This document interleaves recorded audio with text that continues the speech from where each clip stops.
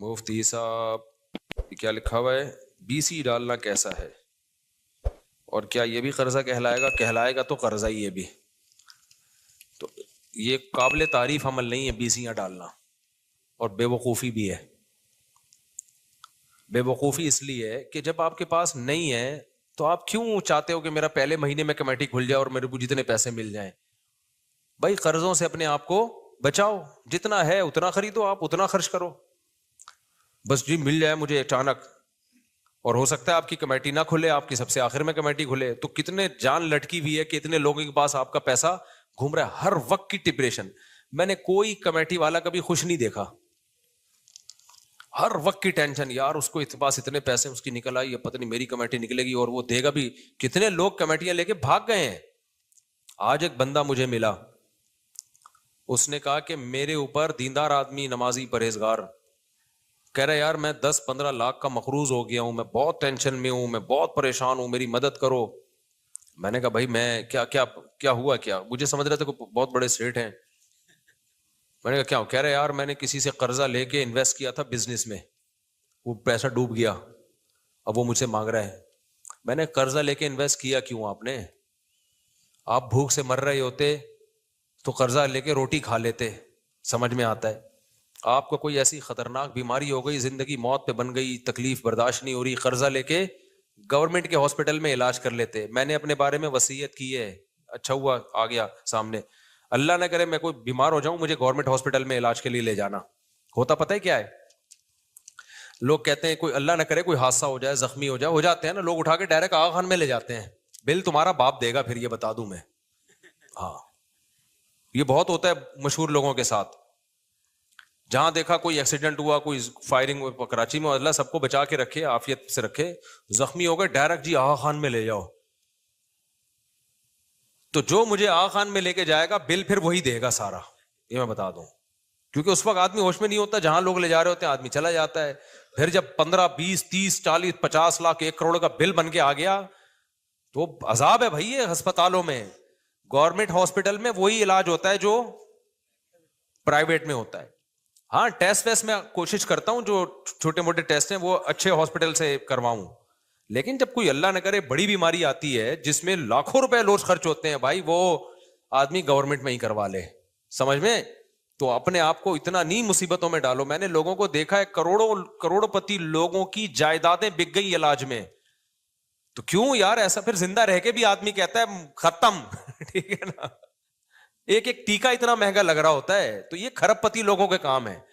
آغا خان میں علاج کروائیں، جو مہنگا علاج ہے وہ زرداری صاحب کروائیں، وہ نواز شریف صاحب کروائیں. ان لوگوں پہ سوٹ کرتی ہیں یہ چیزیں. نارمل جو ہم جیسے لوگ ہیں، میں نہیں کہہ رہا ہم غریب ہیں، اللہ نے میرے پاس بہت کچھ دیا ہے، لیکن میں کیوں سارا آغا خان میں لگا دوں بھائی؟ میں چھوٹی موٹی بیماری ہے، ٹیسٹ ہیں، وہ ٹھیک ہے. اس کے لیے تو جو ہے نا وہ آپ کوشش کریں لیب اچھی ہونی چاہیے. اس میں تو میں آغا خان ہی کو ترجیح دیتا ہوں.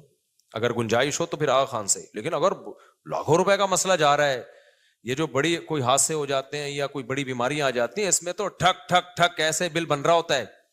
مجھے یاد ہے آج سے 10-12 سال پہلے میرا بچہ جو ہے نا گرا سر کے بل، سر پہ چوٹ لگی، شرارتیں کر رہا تھا تو الٹیاں شروع ہو گئیں. آپ کو پتا ہے سر پہ چوٹ کے بعد الٹی آنا خطرناک ہوتا ہے. فوراً ایم آر آئی وغیرہ کروانا پڑتا ہے کہ دماغ میں، ایم آر آئی کہتے ہیں، کیا کہتے ہیں، دماغ کا ایم آر آئی، سوری سی ٹی اسکین تھا یا پتہ نہیں ایم آر آئی تھا کیا. اب مجھے زیادہ اسپتالوں کا پتہ نہیں تھا. میں نے ایک دوست کو بولا یار فوراً ہاسپٹل جاؤ، اس کے ڈاکٹر نے کہا سی ٹی اسکین کرواؤ، پتہ نہیں ایم آر آئی کرواؤ دماغ کا. وہ مجھے لے کے جا رہا ہے، ہم جا رہے ہیں وہی والی ایف ایکس پہ نا، وہی جس کو یوں یوں یوں گھماتا ہے آدمی. تو وہ جا رہا ہے لیاقت نیشنل کی طرف یا شہداغا خان کی. میں نے کہا بھائی یہ سی ٹی اسکین کا خرچہ کتنا ہوگا؟ کہہ رہے 50,000 60,000. اب 10 سال پہلے 50,000 بہت بڑی رقم تھی. میں نے کہا آپ نے پہلے مجھ سے پوچھا ہے کہ میری جیب میں 50,000 ہیں بھی کہ نہیں ہے؟ کہہ رہے نہیں دیکھیں مفتی صاحب علاج پہ کمپرومائز نہیں کرنا چاہیے، بچے کا علاج ہمیشہ اچھا ہونا چاہیے. میں نے کہا مجھے مشورے نہیں چاہیے، آپ اس کو اس ہاسپٹل میں لے کے جاؤ جہاں پیسے کم خرچ ہو. میں نے کوئی بھیک تھوڑی مانگنی ہے لوگوں سے یار. یہ بھی لوگوں کی اوقات ہے، اوقات سے بڑھ کر علاج ہو رہے ہیں، پیسے نہیں ہے تو آ کے بھیک مانگ رہے ہیں. اور بھائی یہ گورنمنٹ ہاسپٹل ٹھیک ہے، وہ بات نہیں ہے یہاں پہ، لیکن یہ بھی بنے ہوئے ہیں. اپنی چادر دیکھ کے پاؤں پھیلاؤ، آپ فنڈر بننے کی کوشش مت کرو. یہ کوئی طریقہ نہیں ہے کہ جی چونکہ علاج یہاں معیاری نہیں ہوتا میں نے آغا خان میں ہی کرانا ہے اور زکاتیں مانگنی ہے میں نے. تو یہ کون سا طریقہ ہے بھائی؟ میں نے کہا بھائی کیا کر رہا ہے کہیں اور سے. مجھے بڑا غصہ آیا اس کے اوپر, میرے سے پوچھ رہے نہیں ہو کہ آپ کے پاس پیسے بھی ہے یا نہیں ہے. اور اس وقت میرے اگر 50,000 کا بل بنا دیتا نا وہ, میں تو گیا تھا, اس کی الٹیاں ٹھیک ہو جاتی, مجھے الٹیاں لگ جانی تھی وہ. تو پھر ہم گئے ادھر سول ہاسپٹل گئے, 10 روپے کی پرچی بنی ہے, وہی رپورٹ آئی ہے اس کی بالکل. انہوں نے کہا ٹھیک ہے, کوئی اندر سے کوئی مسئلہ نہیں ہے. میں نے ڈاکٹر کو دکھایا, میں نے کہا یہ سول ہاسپٹل کی لیب کی رپورٹ ہے, کوئی مسئلہ تو نہیں ہے, ایسے تو نہیں غلط رپورٹ ہو. ڈاکٹر نے کہا نہیں کوئی فرق نہیں ہے, سول ہاسپٹل سے کرا لو, لیاقت نشر سے کرا لو, آغا خان سے کرا لو. اور کتنے آرام سے 10 روپے کی پرچی بنی اور اب فٹ فاٹ ہے الحمدللہ, کوئی مسئلہ نہیں ہوا. تو یہ آج کل ایک بہت بڑا مرض ہے کہ ہر آدمی کو علاج چاہیے. آغا خان میں ٹھیک ہے معیاری علاج ہوتا ہے, لیکن آپ اپنی, ایسا تو پھر امریکہ میں اور زیادہ اچھا علاج ہوتا ہے, جاپان میں اس سے بھی اچھا علاج ہوتا ہے. پھر آپ ذرا سا پھوڑا بھی نکلے نا, آپ جاپان کا ویزے کی کوشش کرو کہ میرا جو ہے پھوڑا وہاں سے ٹھیک کراؤں گا, کیونکہ یہاں بہت سارے اناڑی ڈاکٹروں نے پھوڑوں کو کینسر میں تبدیل کر دیا ہے. تو اس لیے جو اپنی اوقات ہے اس سے آگے نکلنے کی کوشش مت کرو. مجھے غصہ, میں نے کہا بھائی, تو میں نے اپنے بارے میں بھی یہاں بھی کل پرسوں میں نے ساتھیوں کو بٹھایا, میں نے کہا کوئی خدا نہ خواستہ ایسا کوئی حادثہ ہو جائے, کوئی زخمیوں کو آغا خان جو لے کے جائے گا بل اس کا باپ بھرے گا. پھر میں نے بتایا, میں نے کہا میں سیدھے سے جانا گورنمنٹ ہاسپٹل, عباسی لے جاؤ یا ادھر لے جاؤ, سب ایک ہی جیسے ہوتے ہیں. جتنی جو ہے نا, میں یہ نہیں کہہ رہا میری اوقات بہت تھوڑی ہے, اوقات الحمدللہ بہت بڑی ہے, لیکن میں اتنی ان چیزوں پہ, جب ایک چیز ایک سستے میں ہو سکتی ہے تو میں اتنے اپنے آپ کو ٹینشن میں کیوں ڈالوں کہ میری گاڑی بھی بک جائے اور جو سب کچھ, گھڑی بھی بک جائے, موبائل بھی بک جائے. تو بھائی اگر بہت ہے, اتنا ہے کہ تعلقات ہیں یا آپ مسلم, آپ کی اسٹیل ملیں چل رہی ہیں, پھر تو ان کے لیے یہ غریبوں والی باتیں کر رہا ہوں جو میں کر رہا ہوں نا, گھٹیا باتیں ہیں یہ. لیکن اگر اتنا نہیں ہے آپ کے پاس کہ خربوں اربوں روپے نہیں ہے, تو پھر نارمل علاج کراؤ جیسے سب لوگ کراتے ہیں, ٹھیک ہے نا. تو اس سے زیادہ آگے بڑھنے کی کوشش نہ کرو. میں سمجھتا ہوں سب سے بڑی ٹینشن یہ ہے کہ انسان کسی کے سامنے ہاتھ پھیلا. مار دو یار, ہمیں جان سے مار دو, ہم ہاتھ نہیں پھیلاتے انشاءاللہ. میری تو یہ ہے کہ یار مارنے دو مجھے آرام سے. ہمارے حضرت کی بھی یہ سوچتی, بیمار ہو جاؤں نا مارنے دینا آرام سے. تو میں تو یہ, میرا یہ نظریہ, اللہ آزمائش سے بچائے, کیونکہ بعض دفعہ آدمی باتیں بہت بڑی کر رہا ہوتا ہے, جب آزمائش میں آتا ہے تو اس کی اوقات سامنے آتی ہے. لیکن اب تک جو میری سوچ ہے وہ یہ ہے کہ بھائی بیماری میں مرنے دینا, ایسا خرچہ ہمارے اوپر نہ ڈال دینا کہ کل ہمیں لوگوں کے سامنے ہاتھ پھیلانا پڑے. موت ہمیں قبول ہے, وہ مرنا تو آج نہیں تو کل مرنا ہی ہے نا, کیا خیال. تو یہ نہیں ہونا چاہیے بڑے بڑے اتنے مہنگے. تو مجھے ابھی میں بتا دوں, اگر کوئی مجھے آغا خان لے گیا نا, اللہ سب کو عافیت والی زندگی دے, ہمیں بھی ہر طرح کی حادثہ سے بچائے. تو اگر کوئی لے جائے نا حادثاتی اس میں, ہاں مجھے پتا ہو کہ اتنا خرچہ ہوگا آغا خان میں, پھر میں اپنا سرمایہ اور اپنا حساب دیکھوں, ایک اماؤنٹ پتا ہو نا, پھر میں فیصلہ کر سکتا ہوں آغا خان میرے لیے سوٹیبل ہے یا نہیں. لیکن جب ایسے زخمی حالت میں یا کوئی ایسی ایمرجنسی میں جاتے ہیں, پتہ نہیں ہوتا پیشنٹ کو کیا ہونے والا ہے تمہارے ساتھ. بل جب بن کے آئے گا نا, آدمی کے ہوش اڑ جاتے ہیں. میں نے اپنی زندگی میں اپنے ریلیٹیوز کو دیکھا ہے, جائیدادیں بک گئی, زیرو پہ آ گئے, روڈ پہ آ گئے, وہ سب کچھ علاج میں خرچ ہو گیا ان کا, پھر بھی قرضہ ان کے اوپر, ساری زندگی ان قرضوں کو اتارنے میں لگ گیا. تو اس لیے فنڈر بننے کی کوشش کرو ہی نہیں, اور زیادہ آگے جاؤ نہیں. سب سے پہلے اپنا جنرل فزیشین جو ہے نا, جو گھریلو گلی محلے کا ڈاکٹر ہوتا ہے, یہ بھی ہلکی چیز نہیں ہوتا. لوگ اس کو لفٹ ہی نہیں کرا رہے ہوتے. جو غریبوں کے علاقے کا ڈاکٹر ہے نا, بہت ایکسپرٹ ہوتا ہے وہ. آج مجھے ایک بڑے ڈینٹسٹ سے میری ملاقات, انہوں نے بتایا کہ یہ جو جنرل فزیشین ہوتے ہیں نا, جو غریبوں کے علاقوں میں ہوتے ہیں, جن کی بہت کم فیس ہوتی ہے, یہ زیادہ ایکسپرٹ ہوتے ہیں, کیونکہ ان کے پاس ایسے ایسے کیس آتے ہیں, پوری زندگی انہوں نے آڑے ترچھے لوگوں کو ہی سیدھا کیا ہوتا ہے. سمجھ رہے ہیں؟ تو یہ ہلکے نہیں ہوتے, اس کو لفٹ نہیں کرا رہے ہوتے, ایک دم ڈائریکٹ پہنچنا ہے جی. وہ جو 5,000 روپے انٹری کی فیس لے رہا ہے, تو اتنا مسئلہ نہیں ہے. میں جانتا ہوں ایک میرا پیٹ دفعہ خراب ہو گیا تھا, تو ایک پیٹ کے اسپیشلسٹ تھے, یہاں بیٹھتے تھے تو ان کی فیس پتہ نہیں 4,000 تھی, اورنگی ٹاؤن گیا تو 500 روپے فیس ہے ان کی. وہی دوائیاں یہاں بھی لکھ کے دے رہے ہیں, وہی وہاں بھی لکھ کے دے رہے ہیں. تو میں نے کہا ڈاکٹر صاحب یہ ادھر 4,000 فیس ہے, ادھر 500 روپے ہے. تو انہوں نے کہا بھائی وہاں پیسے والے لوگ رہتے ہیں تو 4,000 فیس ہے, ادھر بےچارے غریب لوگ رہتے ہیں. تو میں نے کہا ہم پھر ادھر ہی آگے رہ لیتے ہیں, کیا خیال ہے, تاکہ ہم بھی پیسے والے, علاج میں ہمارا خرچہ بچے گا. لیکن اس کو اورنگی ٹاؤن والے لفٹ نہیں کرا رہے ہوں گے وہاں پہ کہ 500 روپے فیس ہے. یہ کیا علاج کرے گا؟ علاج تو ادھر ہوگا، ناظم آباد میں ہوگا، ڈیفینس میں ہوگا. ابے وہاں بھی یہی بیٹھا ہوا ہوگا، پرچی الگ کٹ رہی ہوگی. تو آغا خان والے بھی وہی ٹیکا لگا رہے ہوں گے جو سول ہاسپٹل میں لگ رہا ہوگا. پھر بھی اگر بہت پیسہ ہے تو پھر آغا خان میں کراؤ، بہت زیادہ اگر ہے تو پھر صحت پہ کمپرومائز نہ کرو. لیکن اتنا پیسہ مقابلہ کرنا آسان کام نہیں ہے بھائی. اچھا یہ میں واقعہ مکمل کر دوں تو وہ کہہ رہے تھے میں نے 8-10 لاکھ روپے کہیں سے قرضہ لے کے کاروبار میں لگا دی. اس سے مجھے یاد آیا کہ آغا خان میں جو لے کے جائے گا نا مجھے، بل کون بھرے گا؟ خود ہی بھرے گا وہ. تو اب اس میں کیا مسئلہ ہے؟ وہ کہنے لگے کہ میں پھنس گیا، میں یہ ہو گیا. یہ بہت کیسز آ رہے ہیں، میں نے فلاں سے ادھار لیا، کاروبار میں لگایا. پر بھائی تیرے پاس جب پیسے نہیں تھے تو ادھار لے کے کاروبار میں لگایا کیوں تم نے؟ ہوس ہے، ہوس، ایک دم مالدار بننے کا شوق. اپنے پاس دھیلا نہیں ہے تو لوگوں سے لے لے کے لگا دو. اور وہ بڑا بے وقوف ہے جس نے دیے ہیں. اب کہہ رہے ہیں، وہ لوگ کہہ رہے ہیں کہ وہ میرے اوپر سر پہ کھڑا ہوا ہے جس کے پیسے میں نے لیے تھے. میں نے کہا بھائی بات یہ ہے کہ جب آپ نے کسی کا پیسہ لے کے لگایا، اگر وہ ڈوب گیا تو اسلام میں نقصان انویسٹر کا ہوتا ہے، محنت کرنے والے کا نہیں ہوتا. محنت کرنے والے کا بس یہ نقصان ہے کہ اس کی محنت ضائع ہو گئی، تو بنتا ہی نہیں ہے.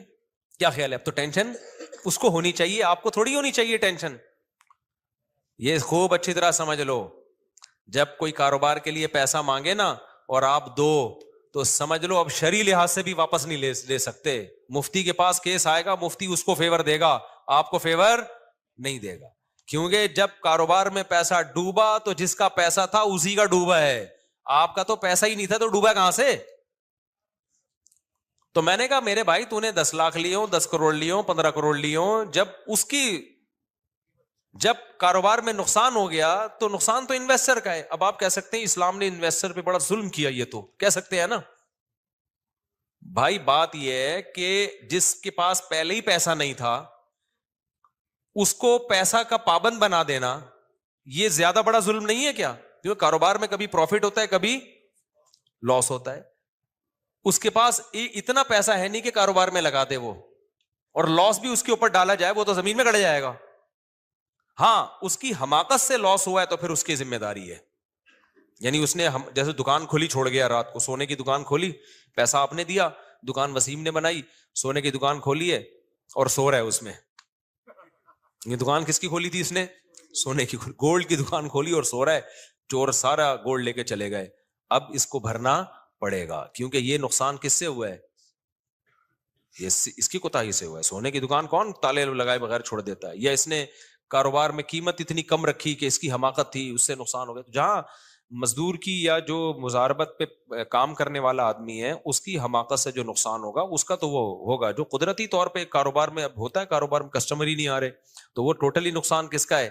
انویسٹر کا ہے. تو یہاں ایک اشکال ہوگا کہ انویسٹر بیچارے کا کیا قصور ہے؟ انویسٹر کا یہ قصور ہے تو نے پیسے دیے کیوں؟ تو پاگل ہے؟ تجھے اتنی عقل نہیں ہے کہ جیب جو اللہ نے ہم لوگ جو جیبیں سلواتے ہیں کوئی سائڈ کی کوئی اوپر کی، وہ اس لیے کہ اپنے پیسے کہاں رکھیں؟ یہ جو دوسروں کی جیبیں ہیں یہ آپ کے پیسے رکھنے کے لیے نہیں ہے. دوسرے کا اکاؤنٹ دوسرے کے پیسوں کے لیے کھولا ہے، آپ نے دوسرے کا اکاؤنٹ کھول لیا اپنا پیسہ رکھنے کے لیے، تو آپ سے بڑا تو اسلام آپ کو اس حماقت اور بیوقوفی کی سزا دیتا ہے. اور دنیا میں جتنے بھی لا ہے نا، ساری دنیا کی عدالتوں کا بھی یہ لا ہے کہ اگر آپ نے کسی کو پیسہ دیا اور وہ کھا گیا تو آپ قانون کے ذریعے نہیں لے سکتے. ہر جگہ عدالت کیا کرے گی؟ عدالت صرف یہ کرے گی جس نے پیسہ کھایا اس کو بلائے گی. پاکستان کا بھی یہ لا ہے، بلائے گی کہ آپ نے واقعی کھایا؟ آپ کا ہاں میں کھایا، میں دل سے مانتا ہوں کہ میں نے وسیم کے 1 کروڑ روپے کھائے ہیں. عدالت کہے گی کہ آپ واپس کریں، آپ بول دو میں نہیں کر سکتا واپس.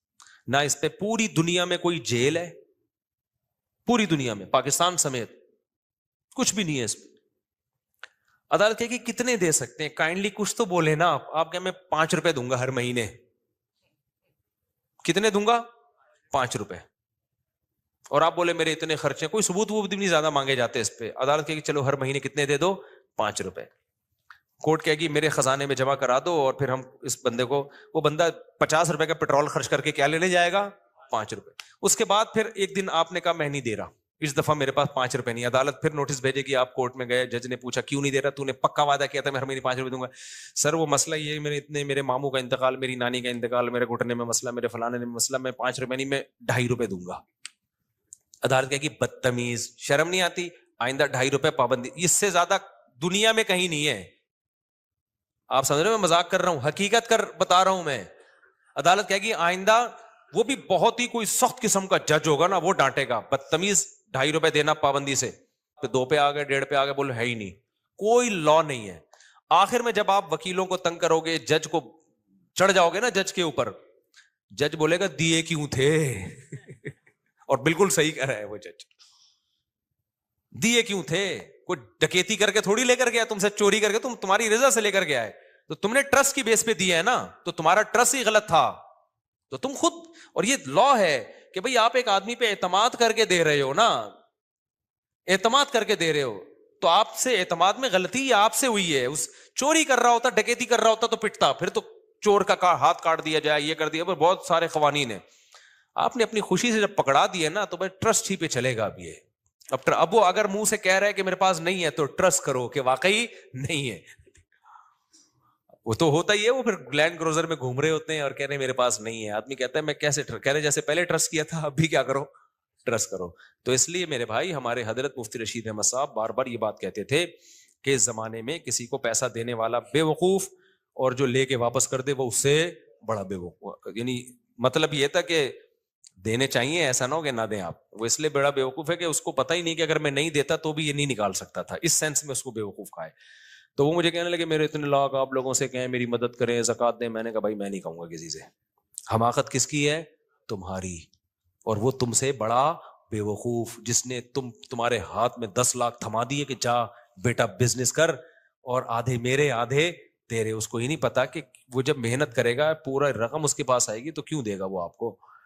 تو اس لیے میں نے کہا کیونکہ ایسے لوگوں کے ساتھ تعاون کرو نا آپ، تو پتہ ہے کیا ہوتا ہے، پھر اگلی دفعہ 20 لاکھ روپے لیں گے کسی سے کہ پہلا تجربہ ناکام ہو گیا، اب صحیح طرح سے. یہ ہوس کبھی بھی ختم نہیں ہوتی، کبھی بھی ختم نہیں.